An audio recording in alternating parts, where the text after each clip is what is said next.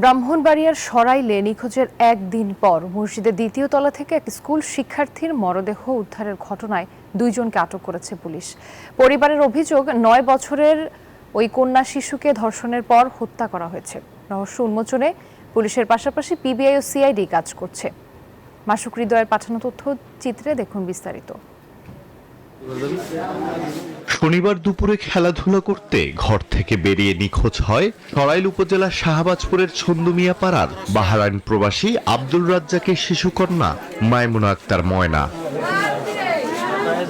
রোববার সকালে হাবলিপাড়া জামে মসজিদের দ্বিতীয় তলা থেকে ফুটফুটে ময়নার বিবস্ত্র ও গলায় ফাঁস দেয়া মরদেহ উদ্ধার হয়।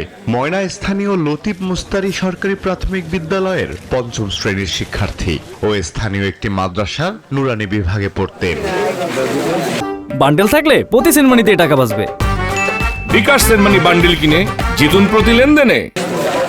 নিহতের পরিবার জানায়, নিখোঁজের পর ময়নাকে খুঁজে পেতে বিভিন্ন জায়গায় সন্ধানের পাশাপাশি মাইকিংও করা হয়। অবশেষে রোববার সকালে স্থানীয় শিশুরা মসজিদের ভিতরে ময়নার মরদেহ দেখতে পায়। ময়নাকে ধর্ষণ শেষে হত্যা করা হয়েছে অভিযোগ পরিবারের। মসজিদ দুতলা পাশে কি এর সাথে জানে সেলটারে উল্টে উল্লা গলার সাথে বাঁধছে বাইন্দা সাইরা আমার জিটারে উপুক করে বালাই তো রাখছে।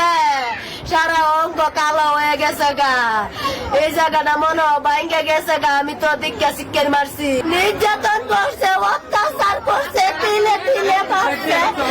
আমি আইনের কাছে এদিকে এই ঘটনায় এলাকা জুড়ে ব্যাপক চাঞ্চল্য ও আতঙ্কের সৃষ্টি হয়েছে। গ্রামবাসী এ ধরনের নির্মম হত্যাকাণ্ডের দৃষ্টান্তমূলক বিচারের দাবি করেছেন। যারা এই করছে প্রশাসনের কর্মকর্তা বৃন্দদেরকে আপনাদের মাধ্যমে আহ্বান জানাবো যে বিষয়টা খতিয়ে দেখার জন্য। তার বিশ্বাস হয় সুষ্ঠু তদন্ত করে বিচার চায়, আর যারা অন্যায় করছে এদেরকে আপনার ফাঁসি কাজে ধরেছে।